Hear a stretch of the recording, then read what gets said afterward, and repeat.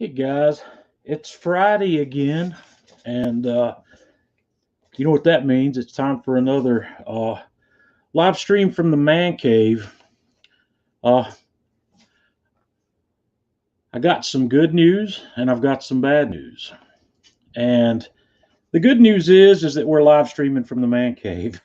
The bad news is my original plan of doing the roundtable discussion on steaks and steak cooking and steak techniques is kind of falling apart.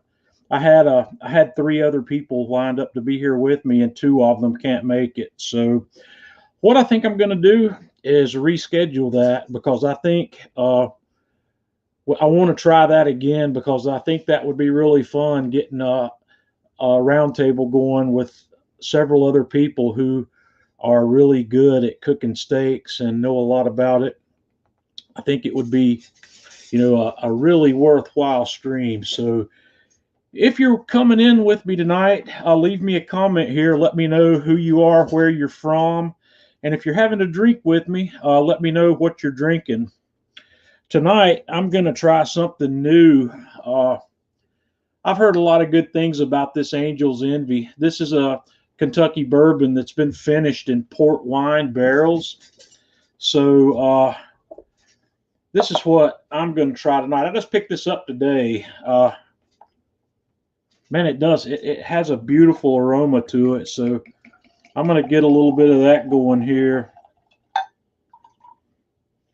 And we'll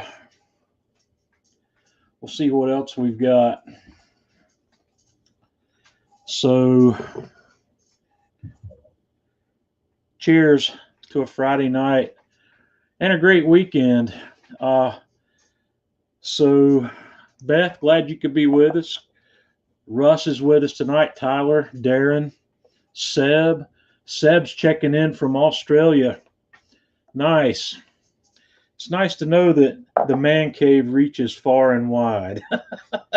So yeah, let's get this weekend kicked off. My wife's going to come in here with me at some point. I think she's having some technical difficulties. She is my new executive producer. So she's going to be helping us out. We got David from Jacksonville. Kayla's with us. Tim in St. Augustine. That's Florida. Yep. The stream's working from Facebook and YouTube. I've got viewers coming in from both sides. Westchester, Pennsylvania. Jay's with us. William.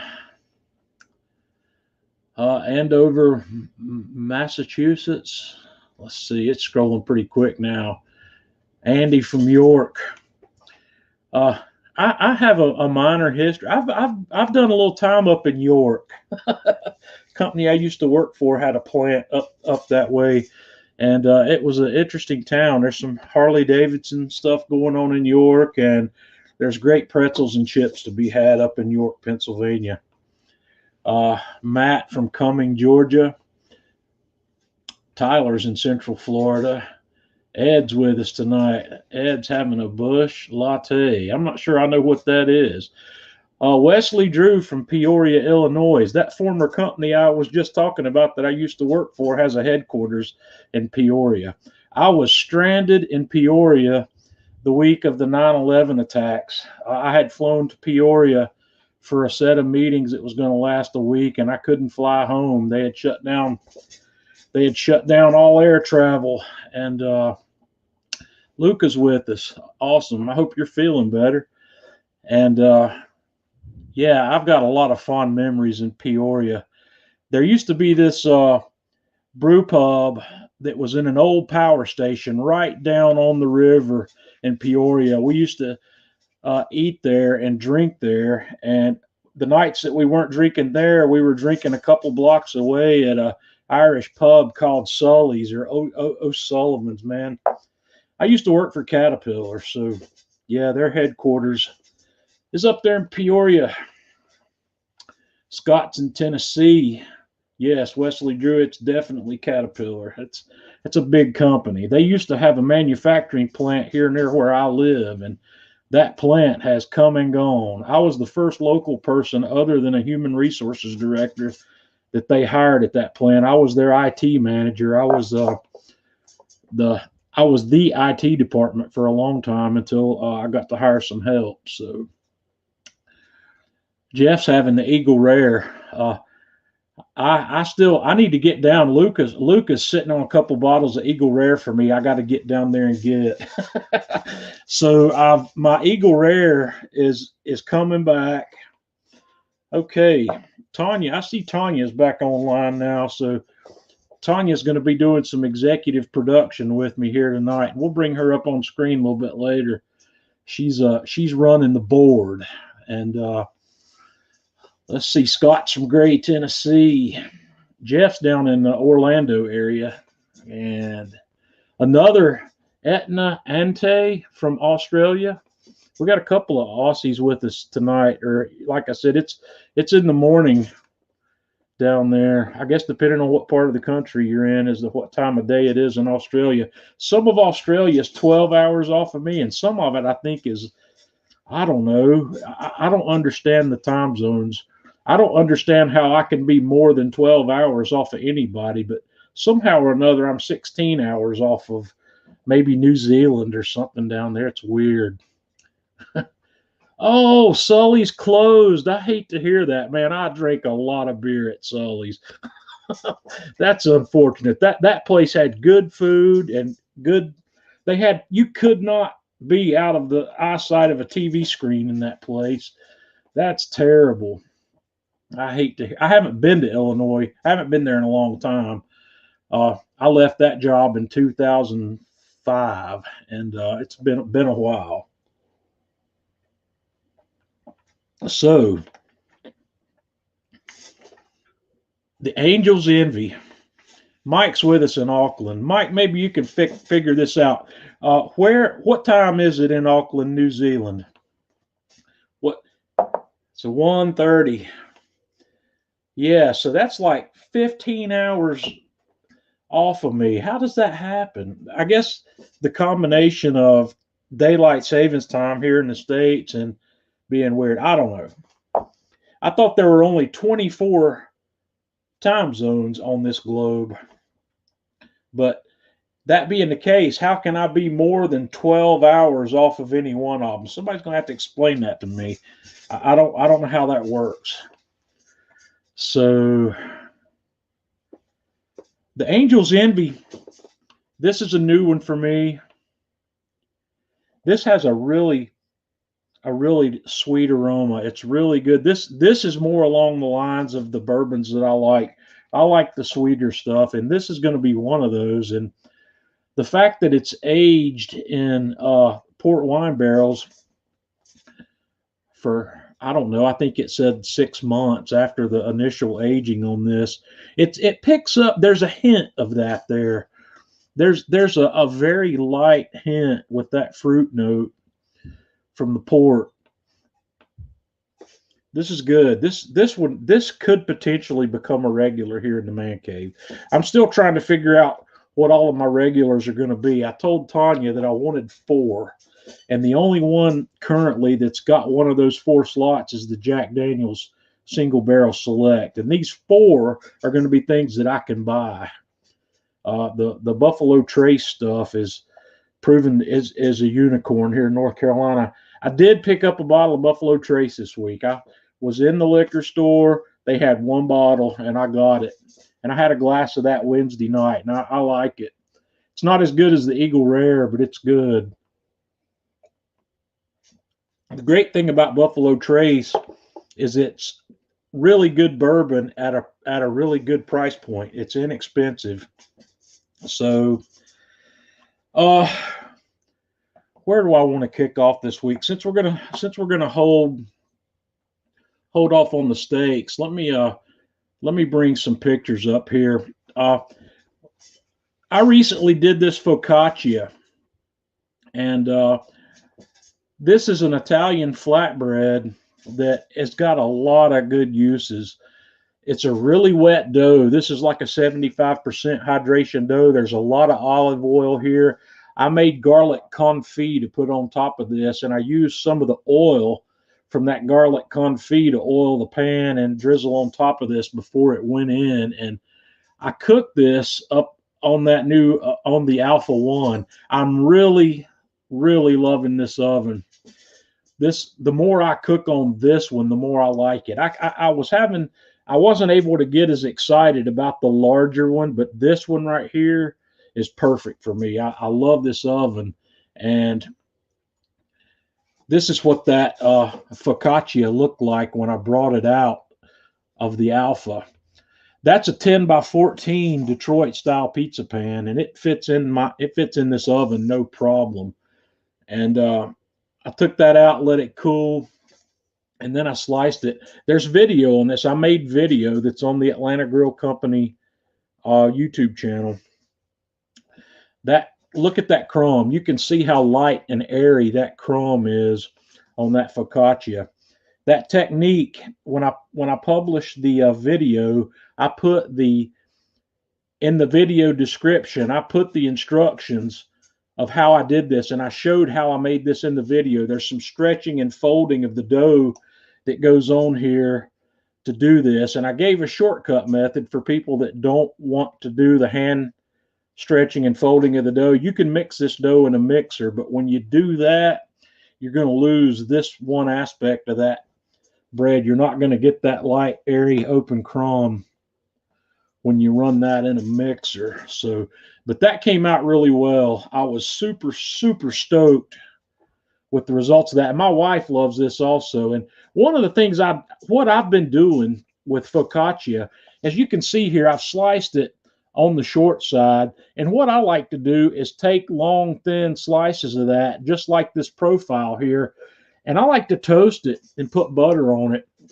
But what I didn't realize, because I'm not well versed in Italian flatbreads, is that people use this for sandwich bread. And I never really thought about that. But when you look at this bread, it's a longer, flatter loaf, kind of like ciabatta. You could slice this through the horizontal and cut it into squares and have some really killer sandwich breads with that for some really, really hearty sandwiches. And once again, I would toast that too and give that a little toast and a little crunch to make a sandwich out of that. But that came out very well. It's really easy to make. This is another thing I wanted to talk a little bit about this week. My Kamado Joe Kettle Joe showed up, and I got it put together. This grill fascinates me to no end. I'm really excited about the potential with this grill, and I got it put together, and I've been playing around with it quite a bit.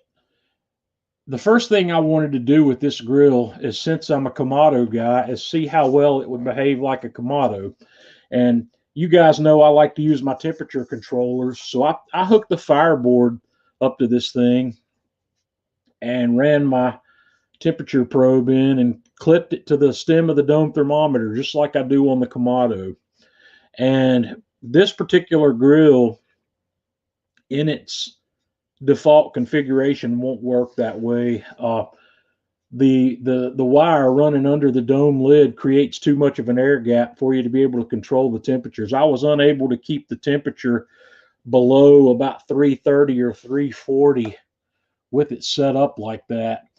What I think it's going to need is this, with this slow roller insert in here on the bottom side of this dome lid. I think you need to put some gasket material, and I actually bought some gasket material and I put it on that surface, but I think you also need some gasket material on the bottom surface of the slow roller itself if you want to run a wire in there. This grill does not have a hole in it anywhere where you can run a temperature probe in, and running one under the dome lid or under the slow roller without some sort of soft gasket material where it can form up a seal around it is going to keep it from sealing up tight enough to run, low and slow with a controller. I am able to keep it around 250 without the controller, just using the vents, which is very, very good. That's exactly what I would expect it to do. So this thing's going to work great. I want to make it work with my controller, though. Ben, glad you could be with us tonight. You could run it in the top vent, but I don't recommend that. I don't think this top vent's really thin, and it's just a slit opening up there. And if you've got a probe that's got a big bulb on it somewhere, kind of like those ThermalWorks probes, I doubt that it would fit through the opening you have up there. Now, what I have here also is the pre-production model.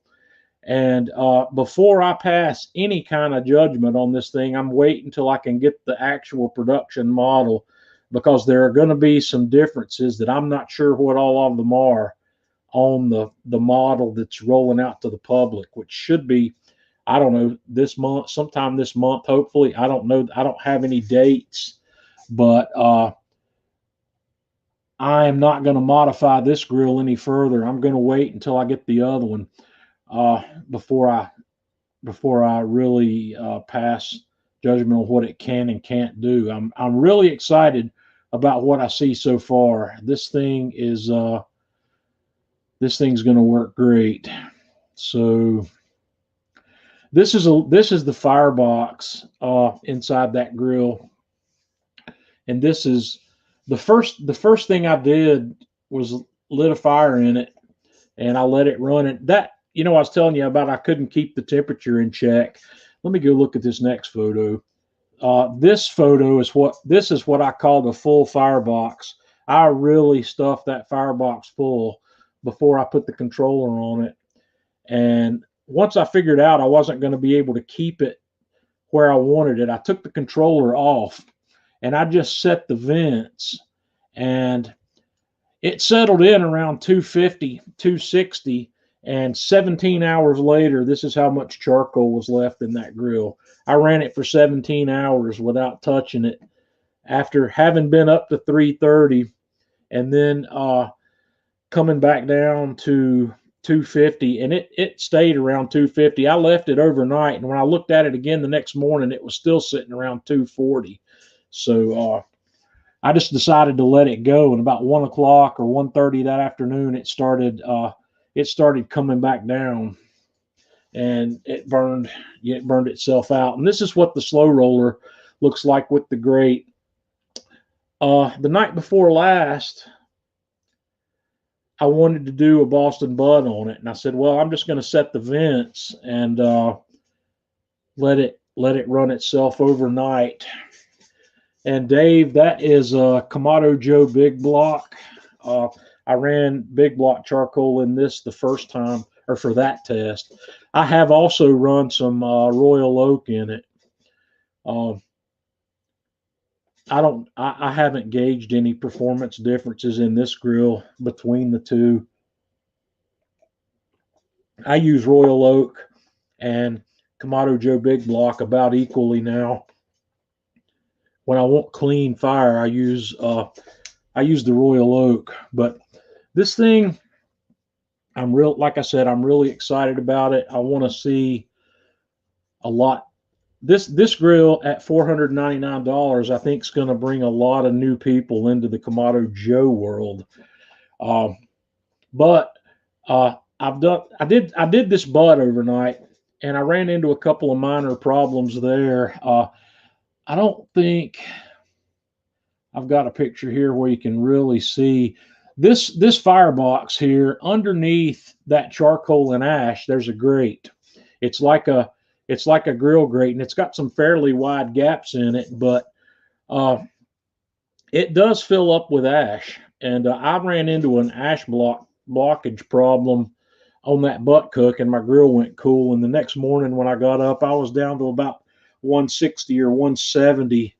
And I just decided I moved the butt off of this grill and put it on the Classic 3 to finish it up so I could have a look at it. But I think I've had a look at what's going on here with the firebox, and I think there's a couple of things that I can do if I can get my controller to run on that successfully, which I know I'm going to be able to do. That won't be a problem. Ash blockage doesn't seem to slow down a fan controller, and the reason I know that's because on the Kamado Joe, on my original Kamado Joe Classic, one of the things I did with it is I wanted to see how long I could run it on Kingsford briquettes. And I loaded that firebox full of Kingsford. I lit it. I put the temperature controller I had at the time, which was a Barbecue Guru DigiQ2DX with a Pit Viper fan. And I ran that thing at 250. I believe it was either 36 or 37 hours on Kingsford briquettes. And the bottom, that firebox was completely choked up with ash, but the forced air that the fan's providing kept the fire going, and it burned up all of that charcoal. And I'm expecting that same sort of thing would happen here as well. So I'm going to be doing a good bit more with this grill. I haven't tested any direct grilling on this grill because I have no doubt this grill is going to do fine with direct grilling. I'm testing it with some of the things where I don't think it'll work as well, and it's performing better than I expected in all of those avenues. So will this be a kettle killer? No, it won't, because it's $499. You can enter the Weber kettle world at the $119 price point, but that I've got a review that I've been working on since the day I got this grill, and I've got a lot of ideas on it. I've got a lot of great comparisons because I've got a history with I've got a long history with kettle grills also, but I'm saving that until I get the production model on this, because if I think there are some changes on the production model that are going to make a difference. So we'll look at that when the time comes. But yeah, it's a really nice grill. Ben, if you're still with me, if you can see this picture right here, that top vent, when that slider's turned, the slit opening there's not very big. This doesn't have nearly as big of an opening as the ceramic Kamados do, because it does not, you do not want to draw air through this thing at the same cubic feet per minute that you might a Kamado, because it will run away. It's I don't know if you had an Acorn or not, but it behaves a lot like that. It's what's the word I'm looking for here? It's picky. It's not picky. It's sensitive. It doesn't take much of an airflow shift to change the temperature quickly in this grill. But by the same token, if you're airtight, everywhere you need to be airtight, you can lower the temperature in this grill quickly too. So here's another. I had some more fun with the Alpha. Once I said, I love this thing. I took a pan.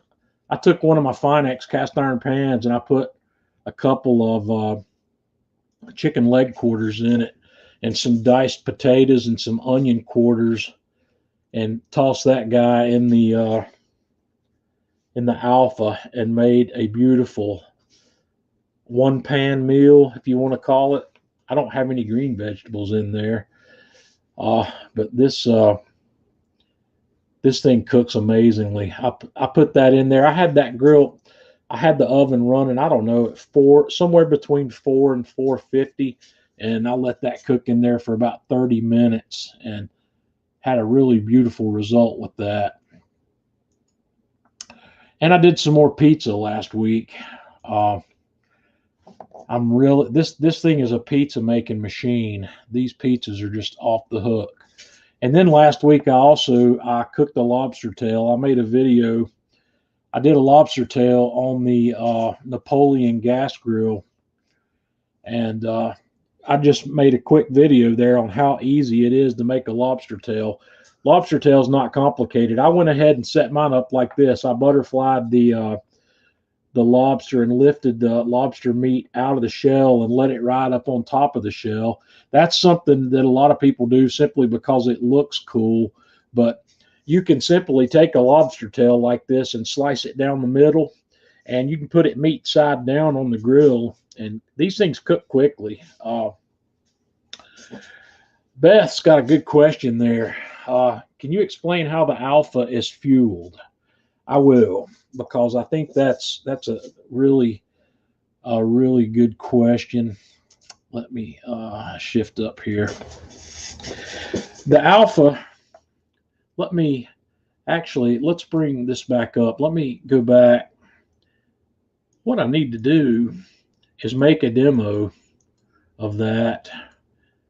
Okay, here's a picture. This arched opening in the front of this oven is about 15 inch. The opening is about 15 inches wide, left to right, and the top of that arch, I don't know, is 6 or 7 inches maybe above the deck at the highest point.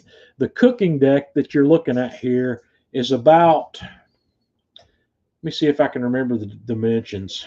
It is about 15 to 16 inches front to back, and it's about 20 inches wide. So you're looking at about a 16 by 20 deck on this oven. So what I do is somewhere here I've got some more pictures. Let me see if I can find a better picture. What I do is I stack wood in that guy, and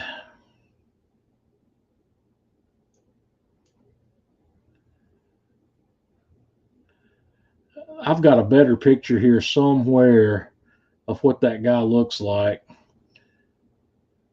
I like to start the fire in the middle of the oven. And here's a picture. Here's what I do. This is it. I take that guy. Well, that's a nice. I need to figure out what I've done here, because that picture's a lot bigger, a lot easier to see. Okay, but anyway, I stack some wood right there in the middle, and I use a fire starter. And this one I was setting up for a really hot cook, so I let that burn for a while until that starts to burn down. And then I actually use my Kamado Joe ash tool, and I reach it in there, and once that burns down a little bit, I rake it all over to the left side of the grill. And then I've got a brush where I brush all the ash over there with it, and let the fire exist over there on that side of the grill. And at that point, you just let the oven stabilize wherever you're going. If you're going to 800 or 900 degrees, you're going to have to put some more wood in there. It takes a while to heat the deck and get it heat soaked to where it's stable.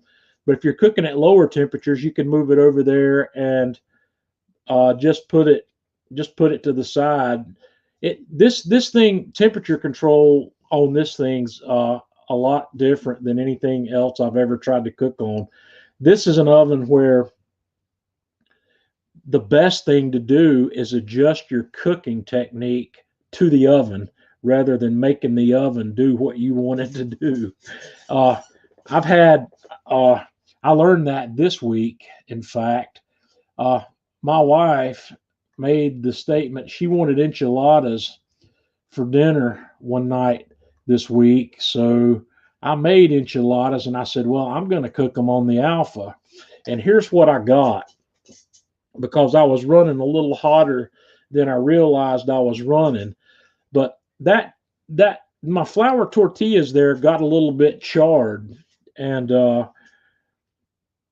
what I should have done here was put some foil over this thing and let it cook for 10 minutes or so, and let it get cooked all the way through before I exposed it to what's like the broiler effect of this oven. But one thing I did learn here, that char that you see there on those flour tortillas tastes amazing. I really love that. It was really fantastic. And when I get Tanya on in a little bit, I'll let Tanya tell you about how that happened. And yeah, John, we'll talk about the C60 here in a second also. That's a different beast altogether. But yes, Beth, this is fired completely with wood. Now, that being said, this thing likes to run hot, as you can see, and you can imagine how hot this thing wants to run. One of the things I have learned, and I actually knew it, and I did it some with the bigger oven, is if you want to run this thing at lower temperatures, you build that fire just like we did there. You might use less wood to start it, but when you get that raked over to the side, when you get your Kamado Joe big block charcoal or whatever charcoal you're buying, when you've got some of those large pieces, I keep some of those out that are too big that I won't use them in my Kamado. They're so big, or I have to break them down. Those things, that's what you want to put in this wood-fired oven. You throw one of those in there, and it'll get going, and you'll be able to hold that thing at 350, 375, 400, no problem for hours on end using hardwood lump once you've got your fire going. So it works great. And Beth, there is a temperature gauge on the side of the oven. There is a, I've got that right here too, somewhere. I just made one of those. It's a little round. Here we go. There's the temperature gauge, and as you can see, I decided to take a picture of that when it was showing that oven's up. I'm guessing I'm at 1,075, close to 1,100 degrees in that photo. That wasn't for cooking though. When you've got the fire built like I showed you in the center of that oven, that thermometer goes wild. It runs hot really quickly.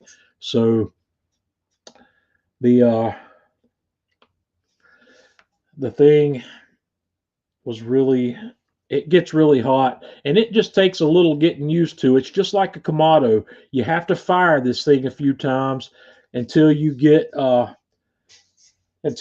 comfortable with it.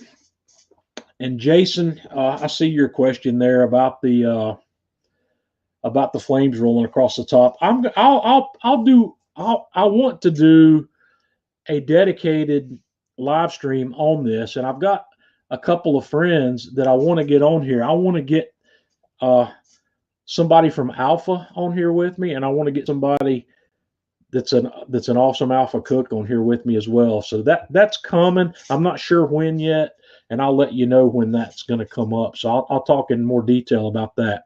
And the person that asked about the C60, I would like to do a dedicated live stream on the C60 also, and have some pictures put together, because that's a really, really unique smoker. It's an automated small format stick burner that's fan controlled, and it produces the absolute best flavor of anything I've got once you learn how to run it.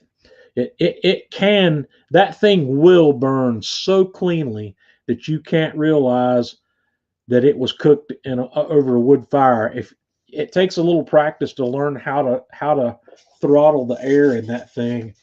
But in essence, the firebox on the C60 sits on top of the cooking chamber, and there's a fan inside the cooking chamber that sucks air down through the firebox, and it pulls air from above, and it pulls smoke from above down into it. So you have to gauge the airflow to adjust the amount of smoke that you get in that cooking chamber. But it's really cool. T-Roy's with us tonight. Troy, I'm glad you could pop in here. Troy, if you guys don't know Troy, you need to go check him out. Troy's out in Austin, Texas, and Troy's got a big YouTube channel. It's called T-Roy Cooks, that you can see right there. Troy is one of the people that when I first got into YouTube, and I think he and I were kind of getting into it about the same time. Um, and we bounced a lot off of each other back in those days. And Troy is he's got a huge channel out there now. Troy, I'm glad you could join us. But yeah, the C60, we're going to talk about it at some other point. And I will try to do a short live stream sometime.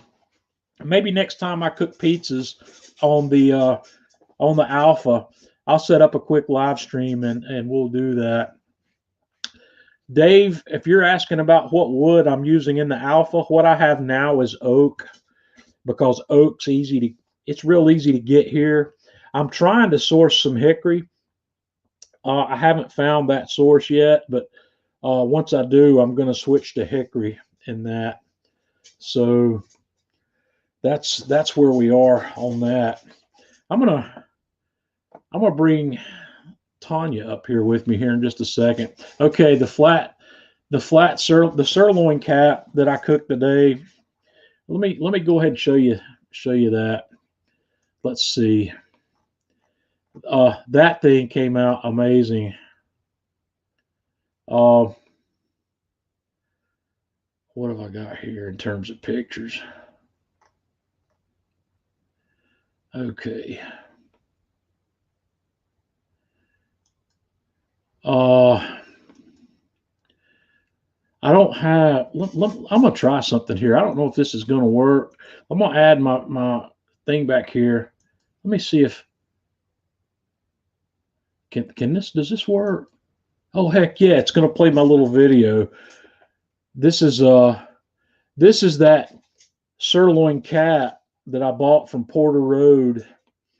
And what I did was I set the Kamado Joe Classic 3 up. And down in the bottom, you can see there, I've got the Kamado Joe Jr. sear grate down there between the fire and the basket that's spinning. That provides a little bit of heat deflection. But I was also, after I smoked that thing and got it up close to temperature, I was doing a reverse sear here.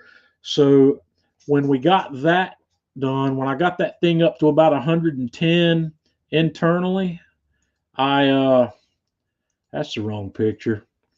I tossed that guy down on the sear grate after I let it rest for about 20 minutes and put a final sear on the outside of that minute. It's absolutely beautiful. I made video on this that I'll be publishing the video on that next week. And this was off the hook. I made some of my homemade chimichurri sauce to go with that as well. And this thing was crazy good. I seasoned that with my Man Cave Meals AP Mojo and vacuum sealed it and put it in the refrigerator overnight. And it just had an off the hook flavor. It was crazy. I don't know how that comes out, or how to tell you that. Just watch for next week, because next Friday I'll publish the video on that. Do I ever cook chuck eye steaks? I'm not 100% sure I know what a chuck eye steak is. Is it a steak from a chuck roast? I don't know. I don't know what that is. So a chuck eye steak. Apparently, I have not. No, I haven't. Yeah, picanha.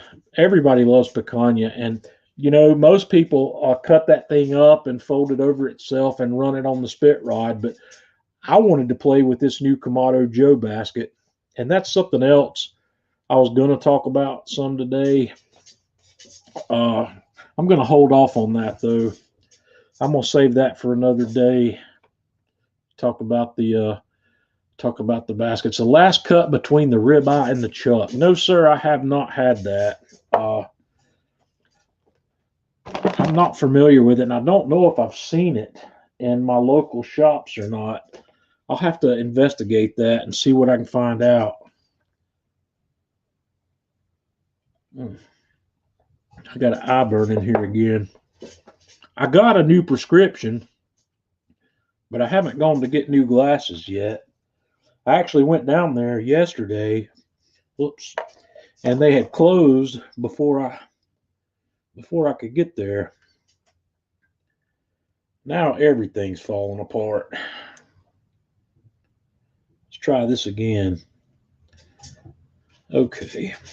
I apologize, guys, but sometimes my eyes give me fits here. All right. So, yeah, this picanha or sirloin cap was really fantastic. Wayne the Pellet Joe is amazing. It's this I've talked about it some in the past. This thing, I don't want to call it a pellet grill, and you know these what it is, it's pellet fired Kamado. It's more of a Kamado grill than it is a pellet grill. It's very difficult to compare this grill with any other pellet grill out there. First of all, because it's like classic Kamado, the classic Joe. It's got an 18-inch diameter cooking grid on it, but it'll run temperatures between 2 to 225 on the low end and 600 on the upper end. I've had no problems getting that thing up to 600 degrees.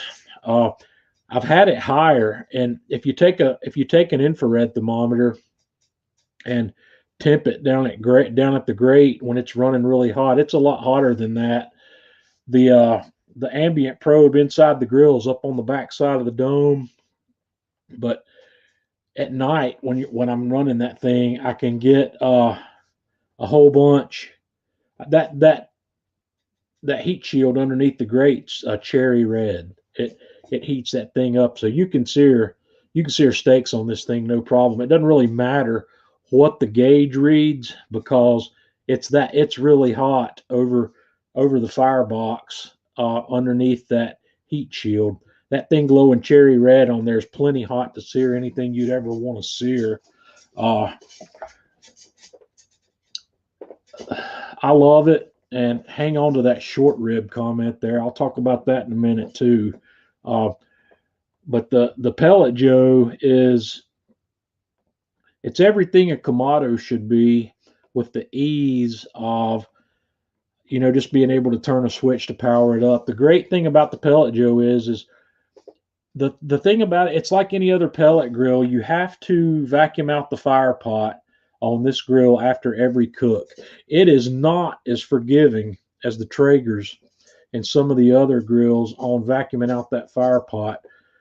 Some of those other ones you can go several cooks and not have to worry about the fire pot maintenance so much. But this one, you need to hit it with a shop vac after it's cooled down and clean out the fire pot. But when you do that, when that's been done, all you've got to do is go out there and flip a switch, and you set the dial to wherever you want to cook it, or you can use the app to control it if you want to, and it's wherever you want it within 20 minutes, 30 minutes, depending on the outside weather. It's great. It's just as easy as a pellet grill, and it's very convenient. I do like that. Okay, Dave Garcia is looking for a great short rib on the Kamado Joe. Dave, if you'll go to Atlanta Grill Company, I can't remember what I've done now, since I've done stuff on the Kamado Joe channel and on the Atlanta Grill Company channel. If you'll go to YouTube and search for Kamado Joe Texas short ribs, you'll find my video there, or you may find it on the Atlanta Grill Company page. I've done Texas short ribs for Atlanta Grill Company's page, but I think I did those on the PK 360 and not on the Kamado Joe. So I know I did it on the Kamado Joe channel, but they're the Porter Road Texas short ribs, and there is a Kamado Joe video, and those Texas short ribs from Porter Road are off the hook. But if you'll just look for beef ribs there, I've done a lot of beef rib videos because beef ribs are my favorite of the barbecue meats, and there's a lot there's a good number of them. I've got I've got more in my freezer too. Maybe I'll just do another one here coming up shortly, and maybe we'll do.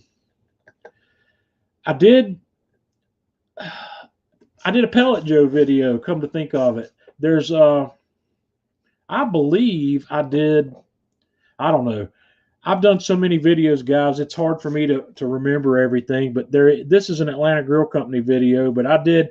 If you'll look up Dino Bones on the Atlanta Grill Company YouTube channel, I think I did those on the Pellet Joe. I think, but it's a big 3-bone rack, a huge rack of ribs. They were amazing. So, yeah. Andrew, my garden, I'm sitting here looking at it. All of my stuff has come out of my Aero garden. It's in solo cups right now. And if everything I'm looking at is correct, I'm going to put this stuff outdoors next week. I'm going to get my grow bucket thing set up, and this 5-gallon bucket garden is going to come alive next week. I think last night we had a frost, and currently there are no more frosts in the schedule. We will have an April frost, but I think it'll probably only happen about once. And with the bucket garden, I'll be able to move them inside for a frost warning. But everything's looking good. Everything that I'm going to put in a container is growing real well. I've got some beautiful dill. I've got all of my pepper plants started. Everything's looking real good. So maybe next week I'll have some pictures of what some of that looks like. But I'm going to get a nice pepper harvest hopefully this year, and we are going to do later in the summer. We're going to do some homemade fermented hot pepper sauces. So yeah, that's gonna be a lot of fun. Yeah, Tanya found the link there. So, ever done a sous vide Boston butt? No, sir, I haven't. The biggest piece of meat I've cooked via sous vide was a brisket flat. That video is a Kamado Joe video, because that brisket flat that I cooked that way, I believe, was provided to me by, I don't remember which meat company gave me that flat, but I cooked it sous vide. I've not done a butt that way. I'm not the world's biggest fan of sous vide barbecue. Darren Wilson's the guy you need to get with on that. He does that. I like smoking mine. I've seen it done. I've seen butts done that way. I haven't tried a butt sous vide. There are a couple of things that I do like sous vide. Maybe I'll get that going here soon, because I like to make steaks out of chuck roast. I can do a chuck roast sous vide for 36 hours at 130 degrees Fahrenheit. And when that thing's done, I like to take it out, sear it on the grill to give it a sear on the outside. And I end up with a steak. I can cut that thing into steak size servings, and it has the consistency of a New York strip. It's got that same tender consistency as a New York strip. It doesn't taste like a New York strip. It still has a chuck roast flavor to it, but let me tell you, it is the poor man's New York strip. It's really good. I like it. I got no problem eating that. And I like to make a sauce of some sort to go with it usually, but we'll get a video going on that sometime soon, because I don't think I've done anything sous vide since I've been doing this with Atlanta Grill Company. I've got some new sous vide equipment that I've bought. I've got some of the newer Anova stuff, and yeah, we'll get us a chuck roast going. We'll do some sous vide chuck steaks that they'll blow your mind. So, oh boy, I have managed to run my mouth, and I haven't gotten as far as I wanted to here yet. Is everybody Is everybody still drinking with me? Or so Pork Barrel Investing says that Porter Road has those chuck eye steaks. I will check that out because I am probably going to get a new Porter Road order together this month. I'm ordering something from them almost once a month. Uh, I actually sent them a message today to find out if they're ever going to have beef and pork cheeks, beef or pork, one way or the other, or both. I'd like to be able to get beef cheeks. I don't have a source locally for beef cheeks. Ed, glad you could join us. Pork cheeks, I've done pork cheeks, and I've actually still got a few in the freezer from Heritage Farms. But man, I love some smoked and then braised pork cheeks.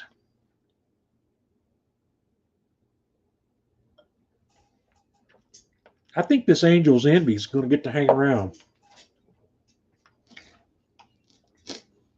For those of you that weren't with me in the beginning, I picked this guy up today at a local shop. I've heard a lot about this, and I wanted to give it a try. This is really, really an interesting bourbon.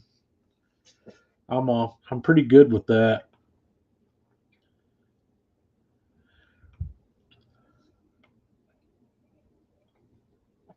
So, what have I got on tap? What have I got coming up? I'm not sure. Well, like I said, next week I'm going to have the videos coming out next week on the Kamado Joe flat basket Jotisserie sirloin, top sirloin cap / picanha. I don't know what defines a picanha. I think picanha is more specific than a top sirloin cap. So what I really did was a top sirloin cap. I think picanha is when you cut it into strips and cook it over a rotisserie the way the traditional Brazilian style. It's not what I did today. I cut mine like that after I cooked it, but I didn't cook it the traditional picanha way. David, you like the Buffalo Trace? I got a bottle of that now, so maybe next week I'll have Buffalo Trace on Friday night. I've really enjoyed the last couple of weeks having a guest on here with me, and I'm going to try to make some more of that happen. I've got to try to find some people. I actually talked to Porter Road about doing this with me, and the problem I've got is the fact that I do this at 7:30 on a Friday evening. That is in the way for a lot of people, and I can understand that. And the Porter Road guys are both family guys, and they've got kids, and it's just at an inconvenient time. But they have a bug in their ear if they'd ever like to get on my channel, get on here with me, that they're welcome. And maybe at some point that can happen. I would really like to get one of those guys on here and let them tell you about their beef and their pork and how their pork comes from the farm to your table. And it's really an intriguing process. So that's a really good story. And my affiliation with Porter Road, let me tell you, it was one of the most unique things that's ever happened to me since I've been doing this. You know, a lot of times somebody will come to me and say, "Hey, John, let me give you this. I'll give you this if you'll promote it on your channel." You know, that happens a lot. I don't do as much of that anymore as I used to. I do that very little. But when I was contacted by Porter Road, the marketing lady that contacted me, she was very straightforward. She says, "I'd like for you to try some of our meat." And she says, "You can make video with it if you like. If not, you don't have to." She says, "I'm not really looking to buy your promotion. What I'm looking to is win you over as a customer." And I'd never been approached by anybody like that before. This lady was straight up. She says, "I want to make you want to buy my product." And she said, "I want you to go to the website, pick out some stuff you'd like to try, and let me know send me the list, and I'm going to send it to you, and we'll see how it goes from there." So I did. Back when some of the first things I did with Porter Road, I went to their website and I picked out some things that were things that I can't buy locally. I got some fun. So one of them was a tri-tip because I've never been able to buy tri-tip here. And it was some of the finest tri-tip I've ever seen. I cooked it. I made video with it. I actually made video with just about everything I got in that shipment. And when I was done with that, I wrote up a review of Porter Road, and I explained this process. And I said, I called the lady back, and I said, you've done this. I said, you've won me over as a customer. And I said, I will mention your name every time I use your product. I said, I love this. Everything I've cooked from them has been, well, I take one, I got one item. I got one piece of meat that I did not like. The very first rack of dino bones that I bought from Porter Road was too fatty. It had too much fat in it, not enough lean.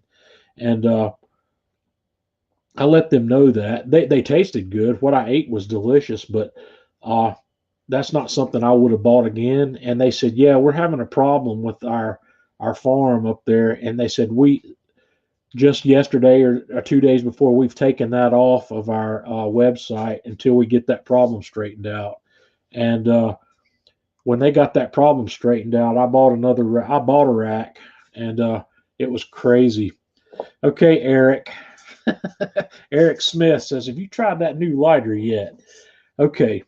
Eric, are you the one that charged me with that? Are you the one that brought that up a couple weeks ago when we had James Mack on here? I think you were. I think you're the one. Okay, yes. I bought that.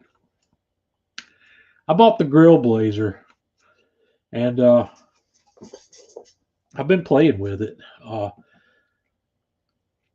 And yeah, you're the one. You cost me $150. That I spent $150 because of your challenge, or maybe a little. I don't remember if I had to pay shipping on that too. I don't think that was free shipping. Okay. All right. The Grill Blazer is a 400,000 BTU weed burner torch that has been shortened up into something that's a little handheld, a little more maneuverable. And this is designed to light your grill. It's I don't know. This I don't know how to describe this thing. Yes, I have been playing with it. And what I'm seeing so far is exactly what I expected to see. Number one, if you're not wearing safety goggles when you're lighting your hardwood lump charcoal with that, you are a fool. It's sometimes it won't spark as much as others, but you're going to get sparks flying. And when you throw that kind of heat to hardwood lump charcoal, if there's any moisture anywhere in that charcoal, it becomes explosive, and it throws sparks that will come back on you. I don't really think it's a safe way to light charcoal. It works, and if you don't care, if safety's not part of your game, then yeah, this is what you need. But that being said, I don't know how often I'm going to use that to light my charcoal grill. Probably not very often. The only time I think I would use that to light my charcoal grill is if I was going to do a really hot direct heat cook. Because I would rather, to me, standing over the grill for 30 or 60 seconds is a waste of time in my methods and the way I do things. I light a fire starter, toss it in there, and I'm away from the grill in 15 seconds. And my process means I'm not standing there holding that. But what I like about this thing is that alpha oven. That when I stack that wood up in the alpha oven, I've done this 2 or 3 times already. I've used that thing to light that pile of wood in the alpha, and that's badass. That works really well. I hope my mom's not watching. She's going to watch the replay on this, and I'm going to get fussed at for saying that, but there's not a better way to describe that. It's badass. It's awesome. I'm not upset that I spent $150 on that, because I knew going into there that it's not something that I thought it was necessity, and I am going to do a review of it at some point. I don't know if it'll be a video review or if I'll make photos or what, but I'm going to do a review on it.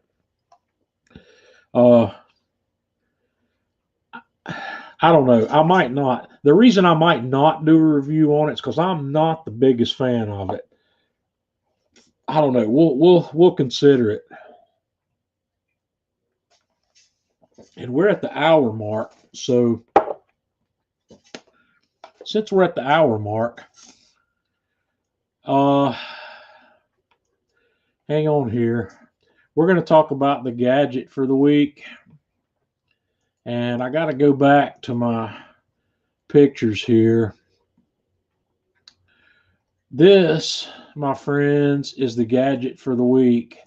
This is the Toadfish Frogmore Shrimp Cleaner.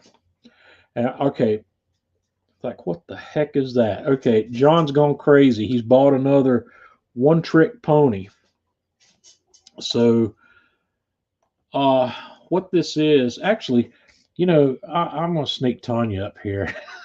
Hey, I promised I was going to bring her on earlier, but this guy right here is a shrimp cleaner. If you'll look this up, it's the Toadfish Frogmore Shrimp Cleaner. If you'll look this up, this is a one-step tool that shells, butterflies, and deveins a shrimp in one pass. And I played with it a little, and I bought some shrimp yesterday, and this was easy work. It took me about, I don't know, a minute and a half to go through a half a pound of shrimp with this guy, and I cooked them. They were delicious. That's what I had for lunch, part of what I had for lunch yesterday. But this thing is a one-trick pony. So if you're not into one-trick ponies, stay away from this. But one of the things I did discover is that this thing, let me fix this. There we go. This thing, I paid $24 for it. It works better with larger shrimp. The bigger the shrimp, small shrimp are hard to use this with. The larger ones that are, I would say, 24 count or less, that's where this thing's really going to shine. I like it. And I saw this on a Facebook ad, and I clicked on it, watched the video, and I ordered it. So there it is. See, Tanya's laughing. So why is that funny? Yeah. Why are you laughing at me? Because that's so you. Am I too easy on something like that? It's just so you. Well, okay, Tanya, tell me about, were those enchiladas good? Excellent. 2 thumbs up. Even though I scorched some of the flour tortilla. But that made it extra good. It was good, wasn't it? We're going to do that again. Really, surprisingly, it was really good. I'm usually not a big fan of something burnt, but it was fabulous. I really enjoyed it. Well, we don't call it burnt in the barbecue world. It's nicely caramelized. Yes, it's caramelized. And if it doesn't look pretty, it's rustic. Rustic. That's right. Yeah. Yeah. So, well, I think we're going to wrap up here. I appreciate everybody coming. We do this every Friday night. I'll try to get the round table back together because I really want to do this, talk about cooking steaks. Everybody cooks steaks, and everybody's got their own little different things about it. I want to talk about a couple of specific topics on cooking steak. Like, my favorite method is the sear first and then finish over indirect heat. A lot of people, which most of the people I'm aware of in the social media community, like to do reverse sear, which is slow smoke it first and then sear it. And then we a lot of people like to cook sous vide, and there's still some other techniques that I want to talk about, but I want people with me that have got more experience in some of those methods. Tanya here is my favorite person to cook steaks for. Tanya has made me a better cook. Tanya has taught me something that I would not have learned otherwise. And I am the master. I am the godfather of cooking the best well done steak that you'll ever find. Am I lying, Tanya? It's true. I don't like to eat at steakhouses because they don't know how to cook steak. John does an excellent job. And I know that you're all going, oh, Tanya, no. But yes, I am the well done steak enthusiast.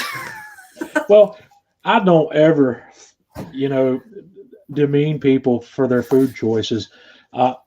Well done steak is not my choice, but let me tell you, I grew up eating well done steak. That's the way my dad cooked steaks. And it wasn't until I started getting heavily into barbecue and grilling 10 or 12 years ago, it took until then for my dad to realize that he liked a medium rare steak better. Now, my sister, who was here with us earlier, I see, she likes her steaks rare. She would probably be in the blue camp. My dad, one of the sayings my dad used to say was, for my sister, all you got to do is knock the horns off of it, wipe its butt, and run it by the oven, and she's ready. So that's how my sister likes her steaks. But guys, thanks for joining me. Come back next week. I don't know what we're going to talk about next week. Maybe I can find a guest. Maybe I can get T-Roy to come on here with me. I saw that he's here. I might yank him up and see if T-Roy wants to come on live with me. T-Roy lives out in Austin, and T-Roy, he's a hell of a cook. He really does. So, Seb, glad you could be with us from Australia. There's the Australian Grand Prix is late in the year this year. That's normally the first F1 race of the season. And are you an F1 fan from the Melbourne Albert Park race that we're not going to get to see till later in the year this year? Okay. Anyway, guys, we're out of here. Y'all have a good weekend.